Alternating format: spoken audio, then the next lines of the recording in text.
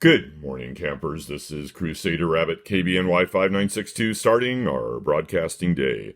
And today, for your viewer enjoyment, we're going to bring you the newest camera to our camera body collection, the Voigtlander Bessa L. Picked this up online from a brick and mortar camera store that also has an online presence, and picked it up for just a tad over $100.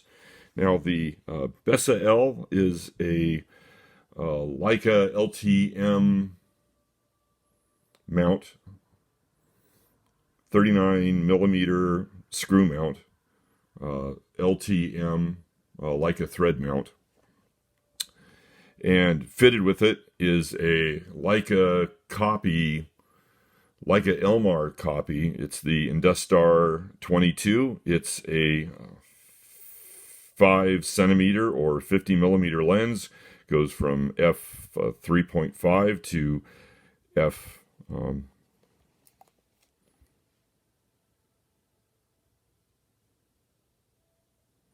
f20. No, it's 20 feet. F16, right. And let's see, if I'm playing Sunny 16,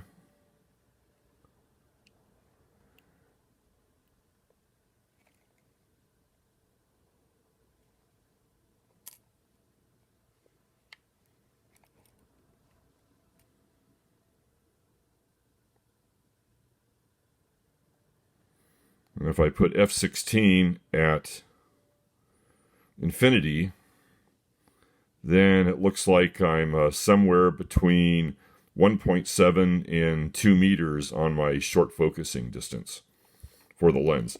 The lens is also a collapsible lens, and there is a lock position on the lens, so it won't accidentally retract.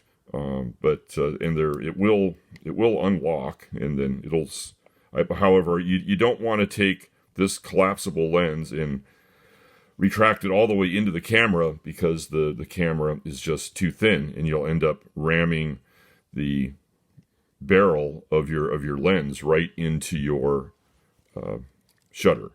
So I think they have I guess they don't have a focal plane mark, but anyway, you can tell where the back of the camera is and the length of the lens. So for the Bessa L, the finder on this is an accessory. There is no finder. It's not a range finder. There is no finder window on the Bessa L. The finder that I have is I believe it's a Yashica. It's a telewide finder. With their Yashica 35, they had this kind of like a add-on set, I believe you would get with two lenses, and this finder would come with it. And the finder has frame lines in it for, I believe, 40 and 60 millimeter, which were the two lenses that came with the little accessory finder. So yeah, so there's like a tele set of frame lines, and then there's a wide set of frame lines, and if you look through, you can kind of see the frame lines in there. So because this was probably about $20-25 online, so I just go ahead and fit that into the accessory shoe attachment and use that for my finder. The camera is pretty basic. Here on the top of the camera, you have your little kind of standard back opening and rewind. You have your little dial here where you can set your ISO. I have mine at 400 because I'm going to be shooting a roll of HP5. You have your selector for your shutter speed right here. You have your shutter release and your film rewind. This is probably one of the smoothest shutter rewind levers that I've ever used on any camera that I own. It just feels really silky smooth, making me think that the mechanics inside of this camera are really high grade. However, the exterior of the camera is very, very plasticky. And while the rest of the camera body seems rather solid, the closing door, back door, I don't know if you can hear that, kind of squeaks a little. Although it's not an issue once you load in a roll of film. Once you load in a roll of film, it's tight. It doesn't move around. But right now when it's empty, it kind of moves around a little bit, which kind of gave me a bad feeling. And then on the front, we have the self timer, which I've never used. I'm always kind of hesitant to use a self timer on anything, especially when everything's already working. I don't use the self timer. It's not really a feature that I use ever, and I really don't feel like trying to use it and then hit breaking and then making this a brick. So the one thing that the camera does have is it has a light meter, and it's a through the lens light meter. So there's a little sensor inside that is metering the light coming through. So when you change from, say, like, f3.5 to f16, then the amount of light going through to the sensor has decreased and will show up accordingly, meter accordingly. So let's put this at our wide open setting, 3.5, and when you have the film rewind lever completely closed, then you cannot release the shutter, and the camera is air quotes turned off. The light meter will not function. So having the lever in the completely closed position sort of turns off the camera, although the only thing that it's turning off is the light meter itself. The camera will operate just fine without a battery, although you won't have any light metering functions. And with it in the open position, you can see how right now it's metering that I'm underexposed. So if I open up a little bit, it's now, you can see where it's metering, well, I'm just a shade underexposed. So if I go like one more stop, then it's saying, oh, that's perfect, green. And if I open up another stop, then it's saying, hey, I'm overexposed. So it's really a very simple and very convenient light meter, because when you're looking through the finder, you can still kind of see the meter. So you can be like half pressing your shutter and then adjusting this while still having your eye through the finder. It's actually very nice.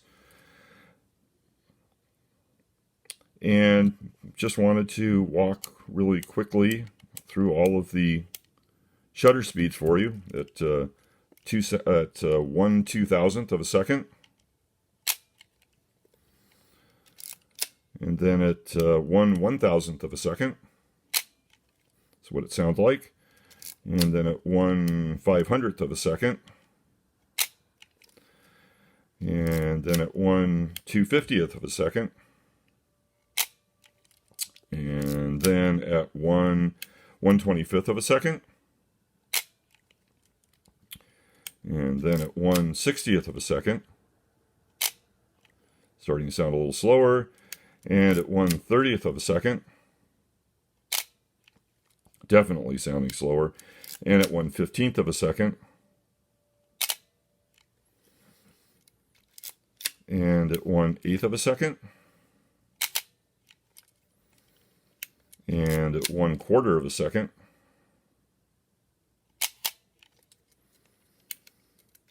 and 1/2 of a second. 1 Mississippi. Try that again. 1 Mississippi.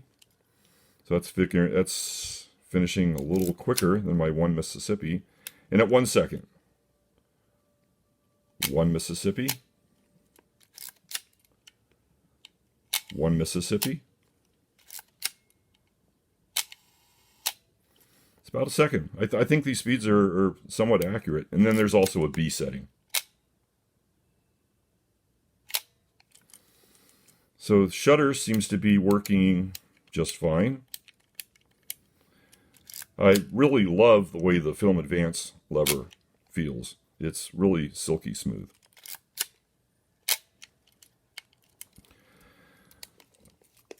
So that's the Voigtlander Bessa L. Now I took one roll of film with this. Let me get the roll of film here. I haven't chopped it up yet.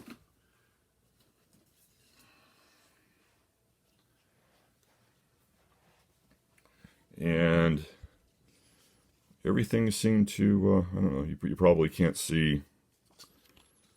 Everything seemed to come out pretty nice.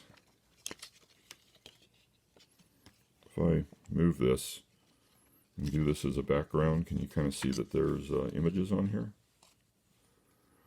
Anyway, got some very nice, rich negatives here.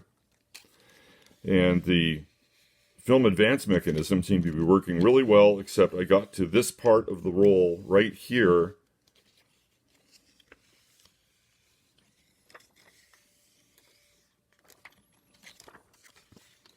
Where it looked like 3 of the images kind of ran all together. So I'm kind of wondering if I did that. I'm kind of wondering if that was operator error or if that was a flaw in the camera. So I wanted to run another roll of film through and see if I get the same issue. Other than that, the negatives themselves look very nice. I'll go ahead and scan these in and hopefully get them in at the end of this video. And which I think we've hit. I think we've hit the end of this video. And this is the Voigtlander Bessa L. I'd like to thank you for tuning in. Hope you enjoyed the show. This is Crusader Rabbit, KBNY 5962, ending our broadcasting day. Good night, campers.